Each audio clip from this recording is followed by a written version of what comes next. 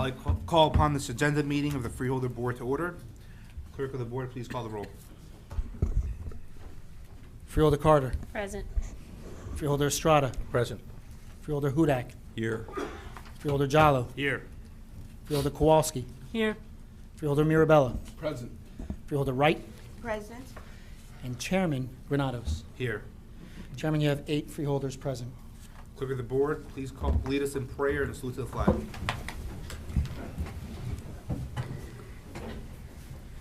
Humbly we ask God, the giver of peace and the lover of charity, to give the entire family of nations true agreement with his will, and to grant the light of his Spirit on all who work for justice and peace. Amen. Amen. I pledge allegiance to the flag of the United States of America and to the republic for which it stands, one nation, under God, indivisible, with liberty and justice for all.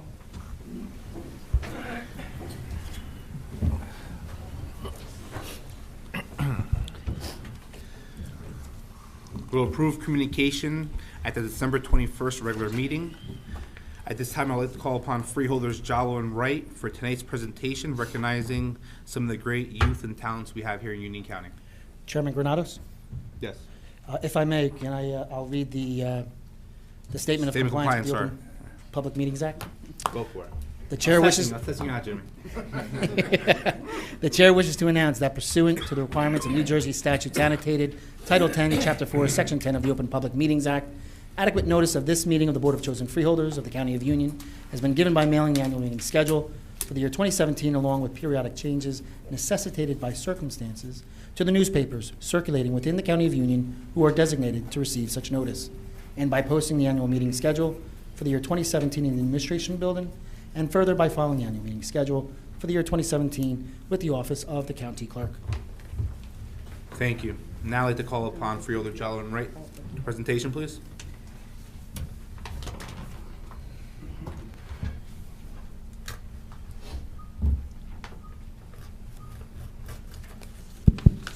Thank you, Chairman. Hello, everyone. Hello, Freeholder. How you doing? How's everything There going? you go. Little class participation here. All right. Great day today? Yeah, absolutely. Thank you. Good job. Thanks for Good asking. job. Thank you. Every so often, we have the honor of paying tribute to a stellar young individual in our community who is doing excellent things.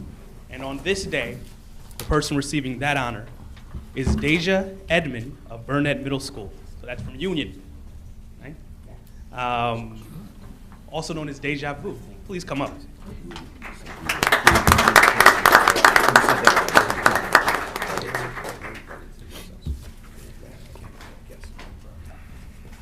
I want you guys all to know about her. Deja Vu is now 12 years old. Are you 12 now? Okay. And she sold 1,000 copies of her book, uniquely made, Girls Don't Play Football. Right? Wow. Nice. Exactly. We have an author right here. Right here. And this is a book that was released in December 2016 when she was 11, telling the story of how constantly, or after being constantly told that she couldn't play football, that she not only made the Pop Warner team, but played for 3 years. Right? So it's fantastic. She doesn't stop there. She has a second book. I'll let her talk about it in a few. But I just want you guys to know she's been honored. She's been on ABC 7, New York with Sandra Bookman. She was featured in Spotlight, New Jersey News 12 with Dela Cruz. She's been interviewed for her book, Book Lover Only, on Rebel Radio and Married to the Game. And she's a fantastic young person who we're no doubt going to see excellent things from for years to come. And so I'm going to give the microphone to her so she can tell us a little bit about herself and her book. Hi, everybody. Hi. First, I want to thank Freeholder Jala for having me and Freeholder Ms. Wright for having me.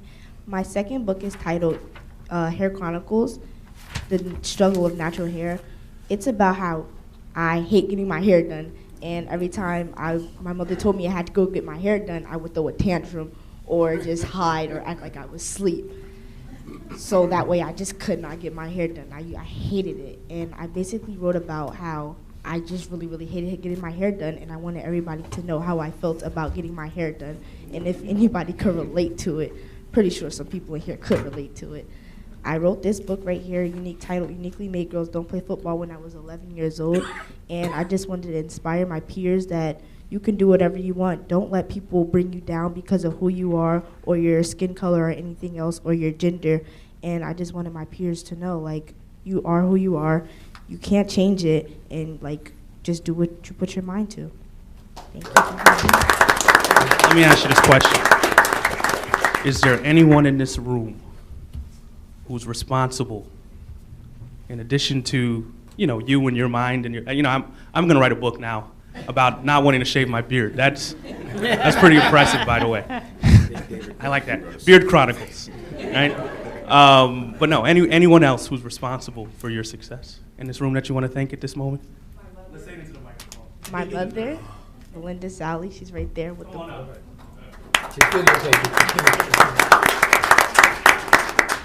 And my sister for also encouraging me.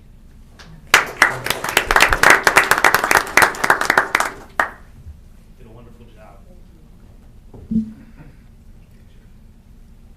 Wanna hold the resume? Also, while I'm up here talking, my purpose here is to give you this resolution on behalf of the Board of Chosen Freeholders, a small token of an acknowledgement of the amazing things you're doing in our community here.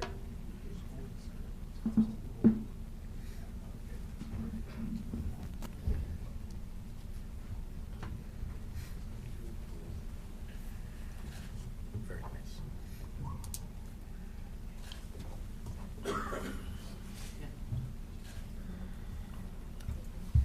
Let's take a picture of Sergio there. Okay, smile. This is suitable for framing. I just say he's ahead of his time. I gotta get Al to smile a little bit, the other Al. Oh, isn't everybody? My wife is the same way. got over This it. is my wife.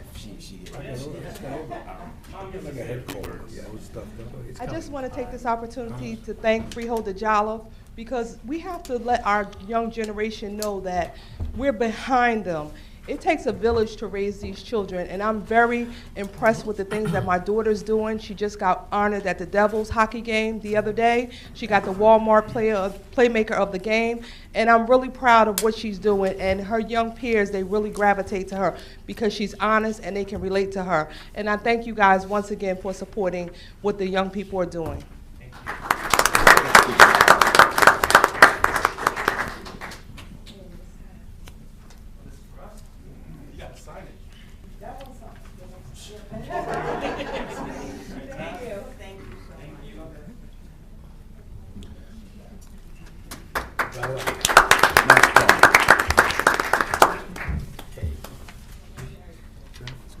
Now I'd like to call upon Deputy County Clerk Dorado on behalf of the Office of the Union County Clerk.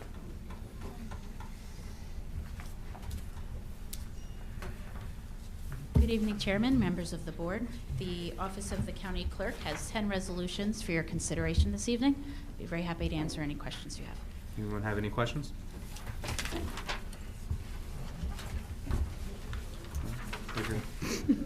Good. Thank you very much. That's it. Okay. You want me to ask a question? I think she wants a question. That seems like. I was just getting ready. You looked ready to ask a question. Yes, Mr. Chairman, I have Yeah, a go for question. Can you go into particularly excruciating detail on number 9, please? Number 9.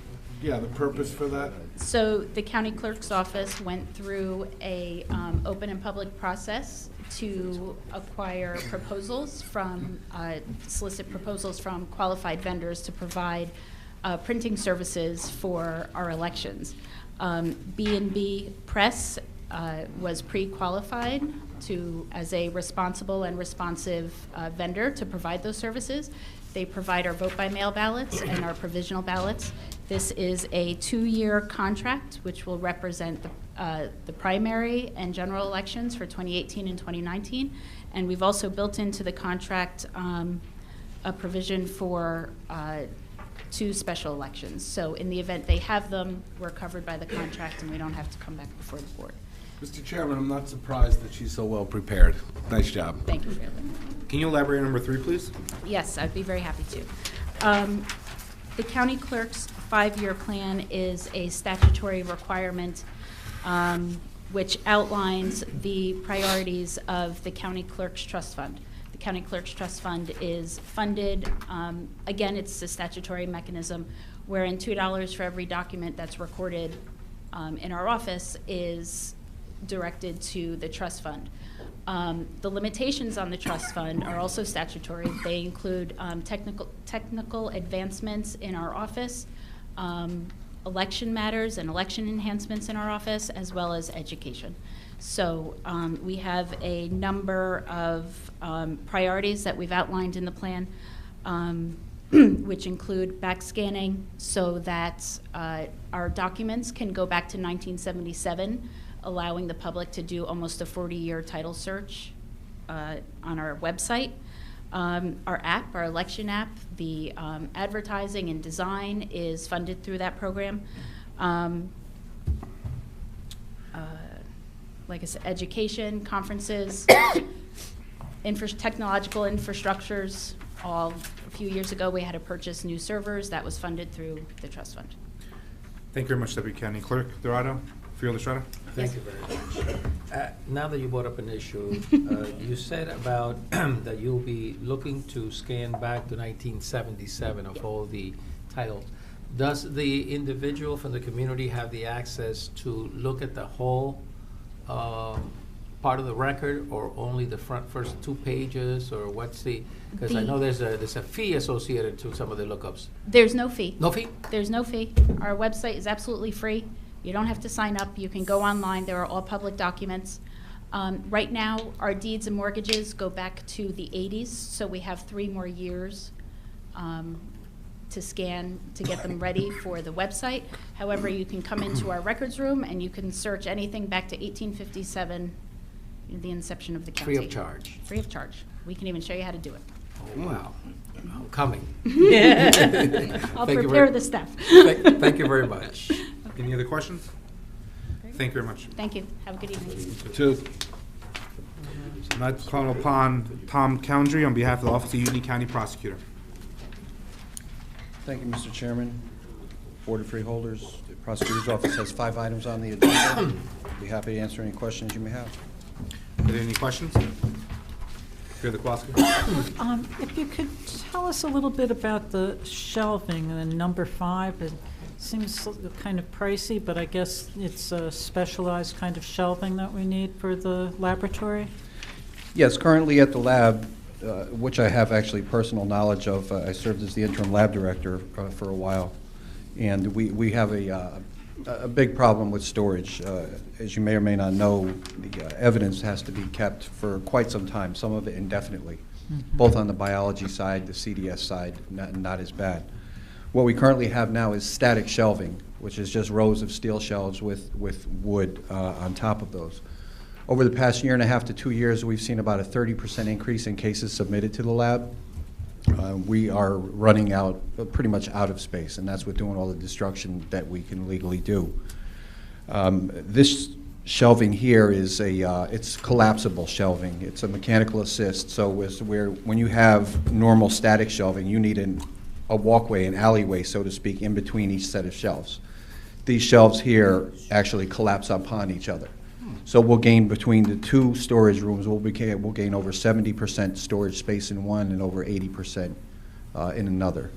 It is rather pricey, but it's a rather complex system and it's quite involved. Okay. Could I also ask, I would suppose that the newer shelving helps in extending the life that we get of evidence as well, or is that doesn't relate to it? It will help as far as not extending the life of the evidence. The evidence is going to have the life that it's going to have, but what it will do, I guess you could contribute and say that it would extend the life of the evidence or the packaging that's in the evidence. If you're using the static shelving and you're piling things on top of each other, year after year, you may get some crushing, some damaging. It's quite possible. I don't know of any cases where we have that, but I have personally experienced the problem with the storage out there. Thank you. Freeholder Estrada?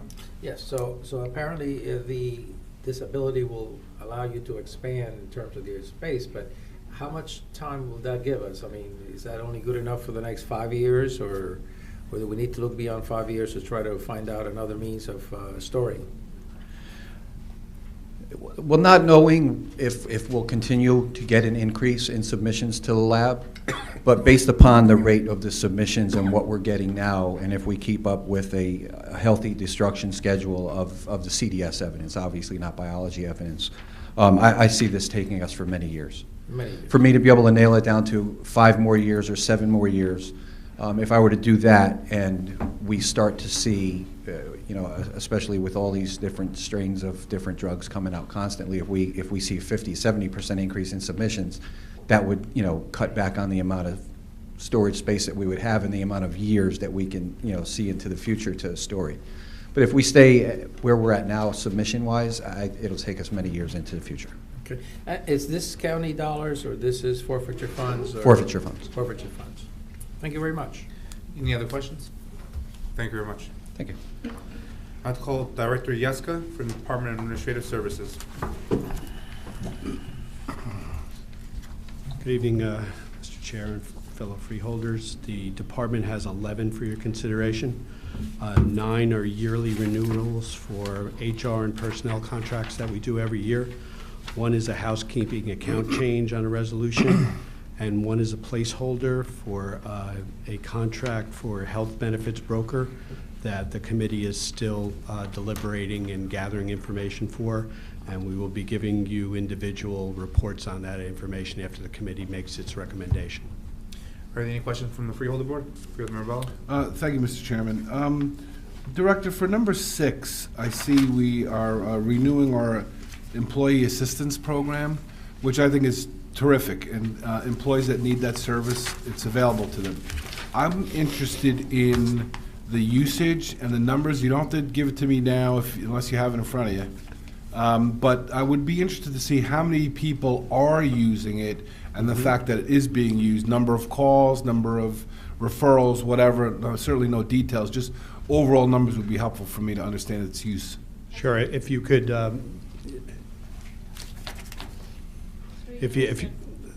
first, introduce you first.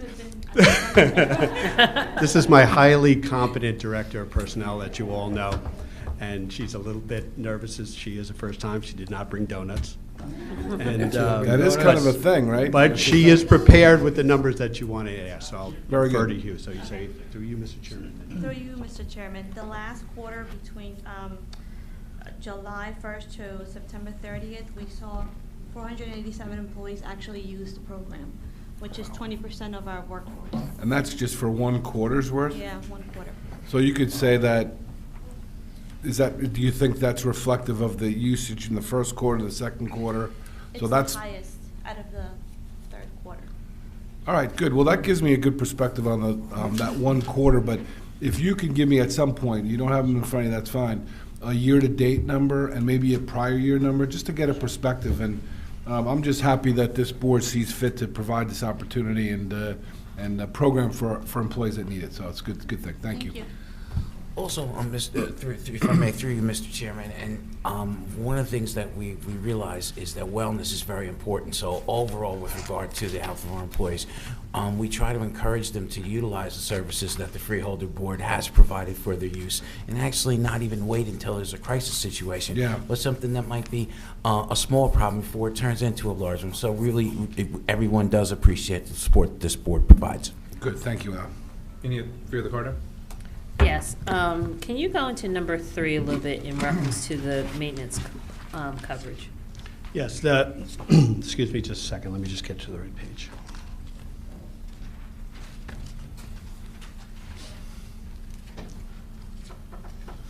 So what the equipment maintenance policy allows us to do, and we've had it now for 15 years. I used to monitor it when I was the purchasing agent. As you know, the county has a diverse amount of equipment, and we know it works tonight. Wow. don't have a pacemaker, so I don't know why that happened. Robert, where's Robert? He probably did it. Is this off You now? do that, No, Robert? it's on. Okay.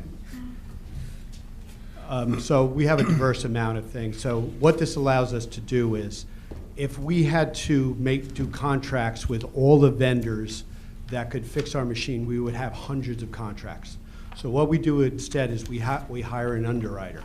And that underwriter charges us a certain fee, like a warranty, an extended warranty, on all of that equipment.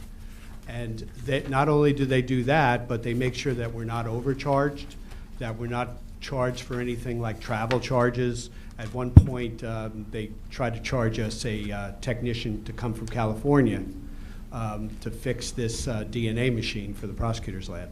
The prosecutor's lab takes up $65,000 worth of this insurance, and they have spectrographs and all very intricate machines, and it's very worthwhile. They believe in this, the way to do it this way, so that we have an expert to say, wait a minute, you're overcharging us, wait a minute, you can't charge us for this.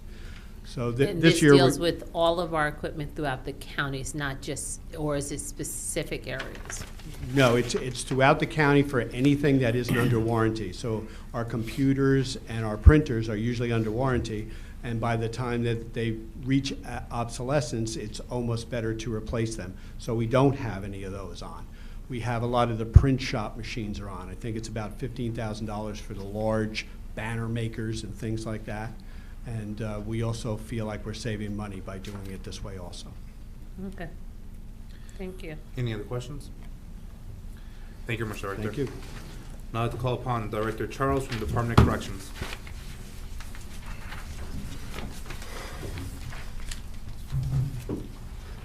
Good evening, Mr. Chairman, members of the board. Department of Corrections has 7 resolutions for your consideration. I'll try to answer any questions you may have. Any Freeholder have any questions?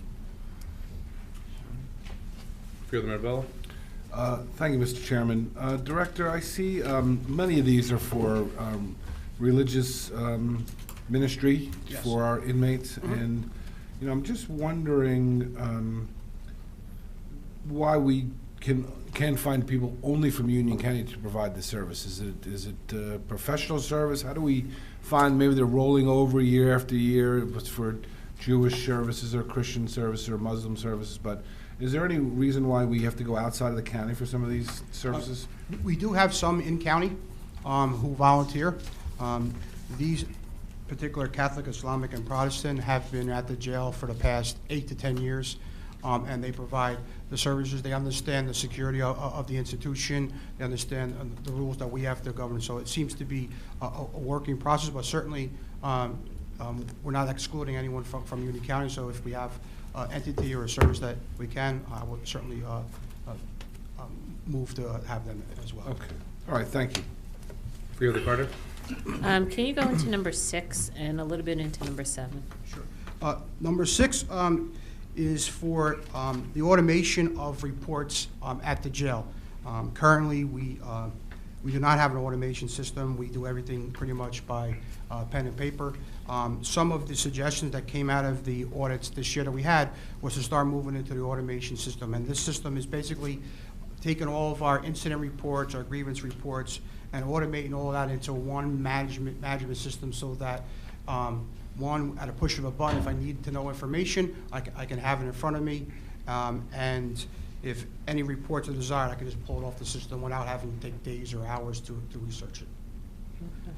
And number 7 is the annual contract at the youth house, detention center.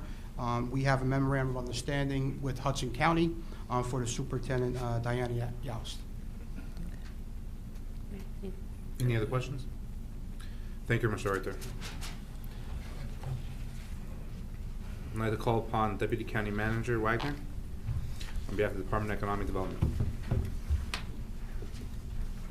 Good evening, Chairman, members of the Freeholder Board. The Department of Economic Development has 7 resolutions for your consideration, and I'd be happy to answer any questions you may have. Anyone have any questions? Freeholder Estrada?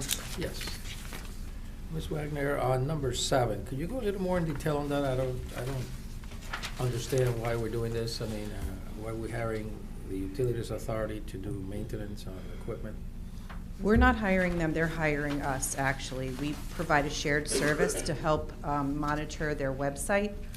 Our webmaster assists them as needed, and they pay us $250 a month to do that service. So this is from the right pocket to the left pocket? Because we probably pay up anyway, so. Okay. See, he looked at me the other way, that's why I was asking the question, but. Yes. Any other questions? Thank you very much, Deputy County Manager. I call upon Director Graziano from Department of Engineering, Public Works, and Facilities Management. Good evening, Chairman, Freeholders. I have 13 resolutions on for your consideration tonight. I'll be happy to answer any questions, but before that, I'd like to, if I can, through you, Mr. Chairman, there's just a couple of resolutions I'd like to speak to before you ask me any questions. Resolution number 4, if you look at that one, that's almost $7 million that we're getting state aid.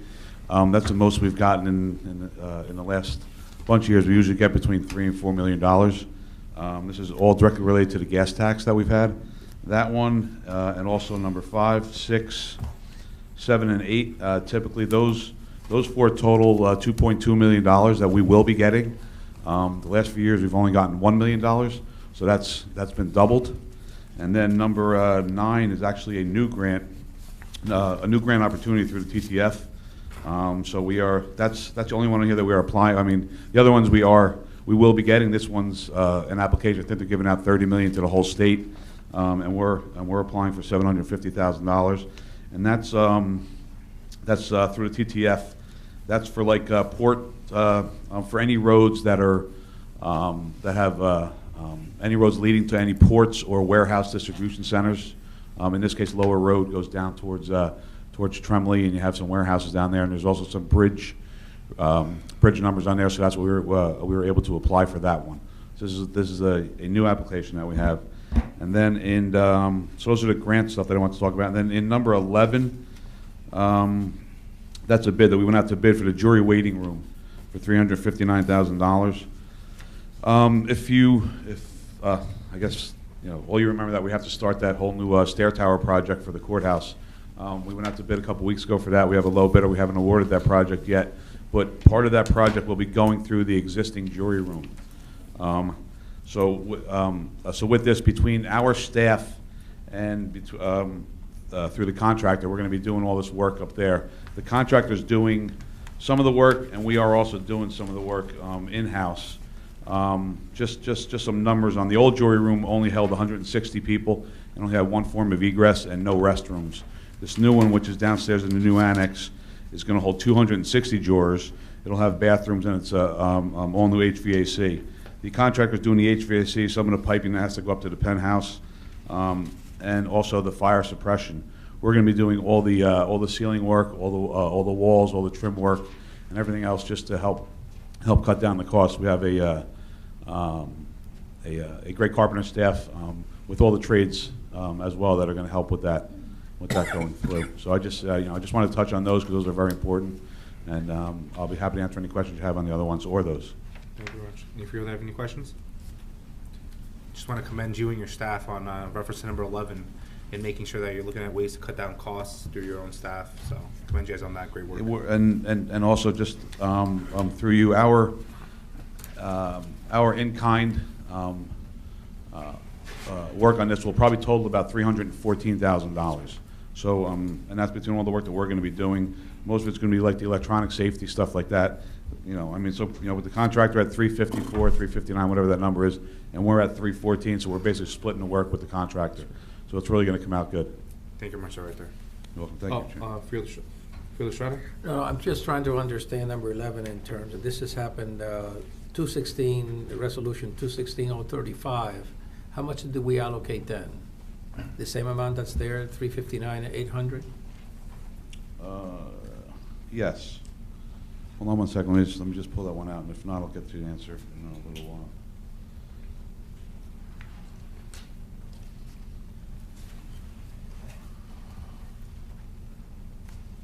This is I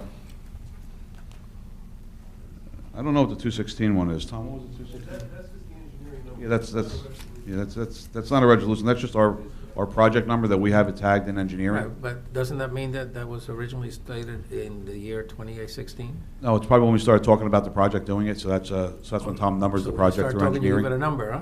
Excuse me? When you start talking about it, you give it a number? Yes, yes. All we right, do. what's the bridge number for Hillside? Which bridge? The one you're gonna put the lights on? I think it's 10-135 over, that one goes over the brook between Union and Hillside. Okay, And we ordered those parts for that bridge, just so you know. thank you very much. You're welcome, sir. Any other questions? Thank you very much, Director Garcia. Thank you, Chairman. Unbelievable. We give you a number. Director Taylor, behalf of Give me the a Department of number. Finance. I would have thought, give me a number. I would have made it up. Yeah, how you prove wrong? Good evening, Chairman and members of the Board. The Department of Finance has 5 resolutions for your consideration this evening, and I'd be happy to answer any questions you have. Is there any questions from the Freeholder Board? Thank you very much, Director Taylor. Thank you. Director Debbie Ann Anderson, behalf of the Department of Human Services. Good evening, Chairman and members of the Board. The Department of Human Services has 15 resolutions for your consideration. I'll be happy to answer any questions you may have. Do any freeholders have any questions? Thank you very much, Director.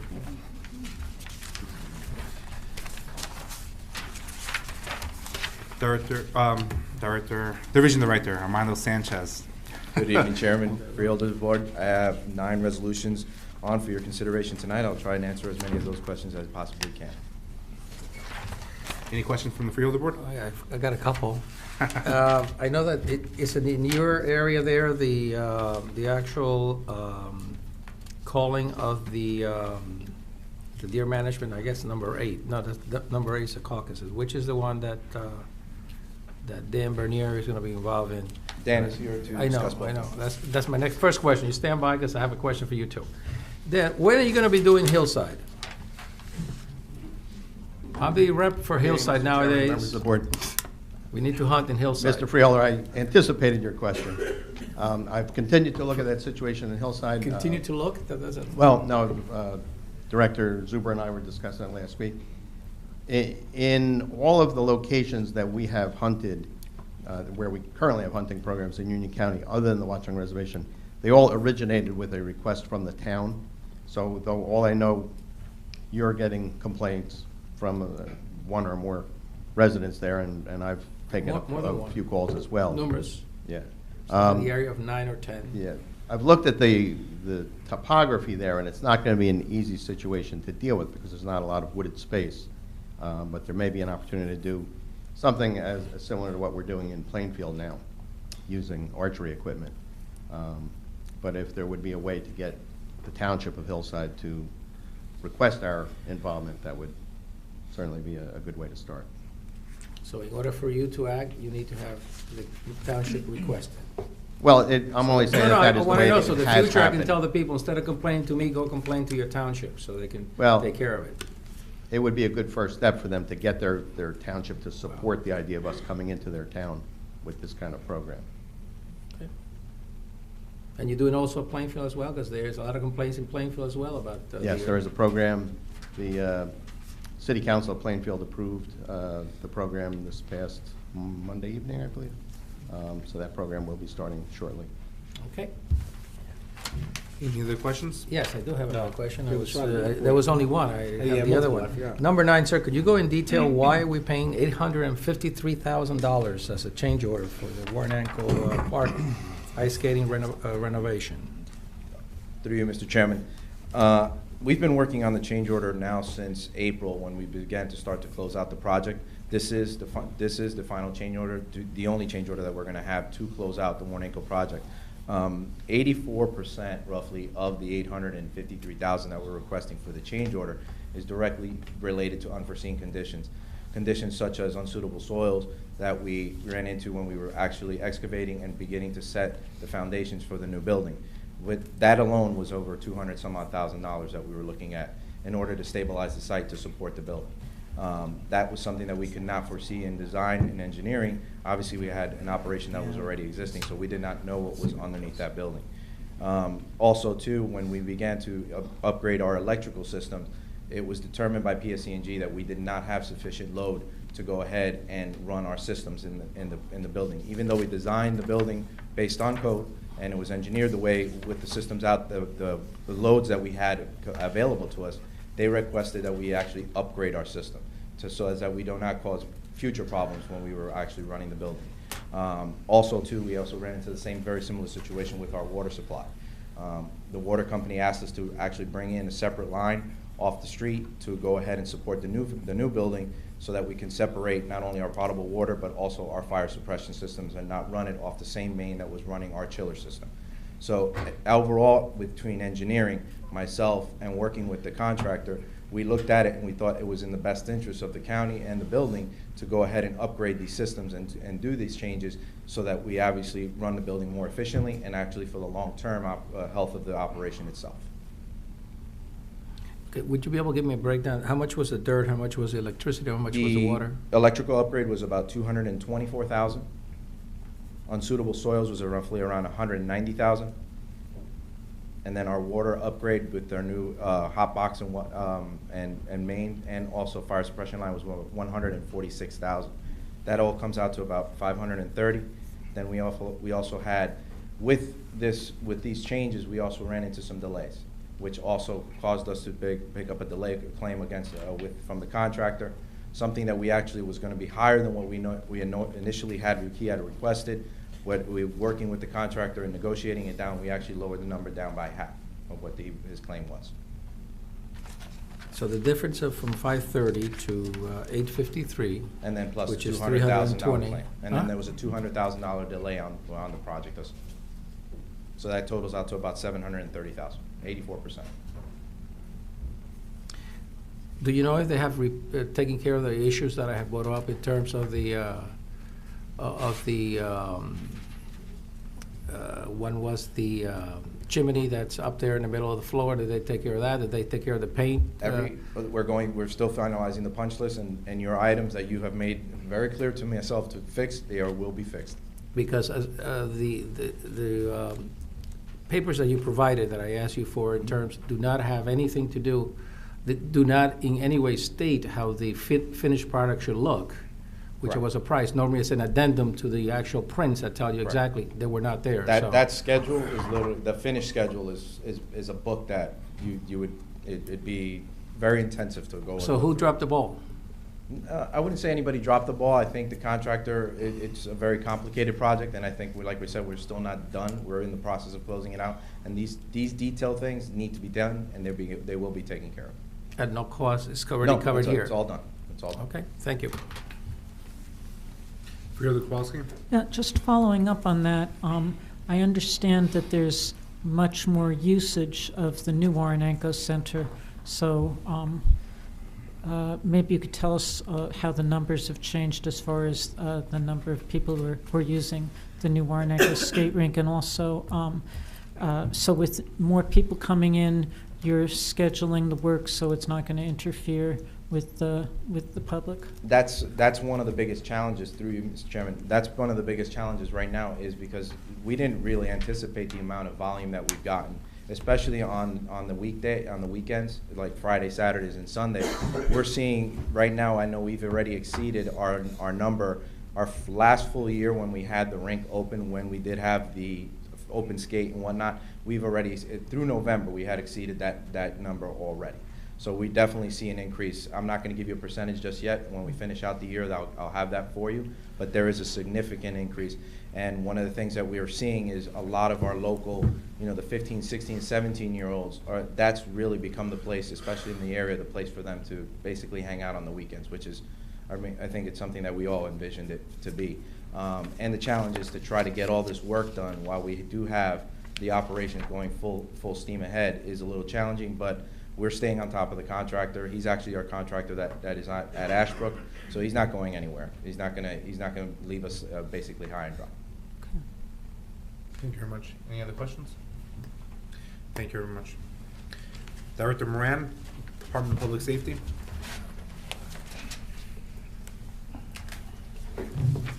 Chairman, members of the board, Department of Public Safety has 9 resolutions for your consideration. I'll try and answer any questions you may have.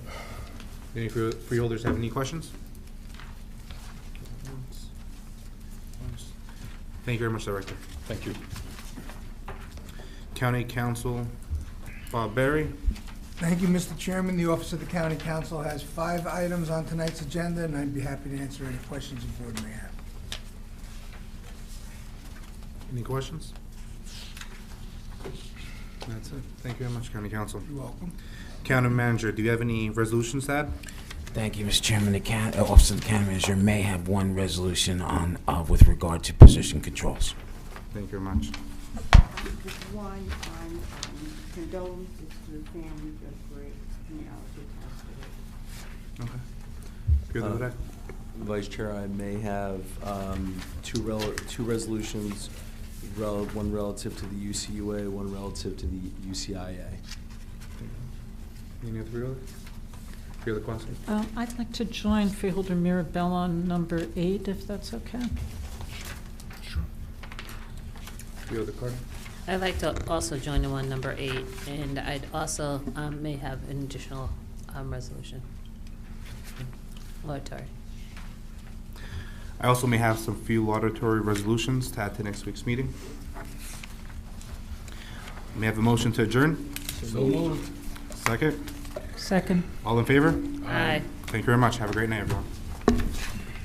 Not bad. Good job. Armando. Yes.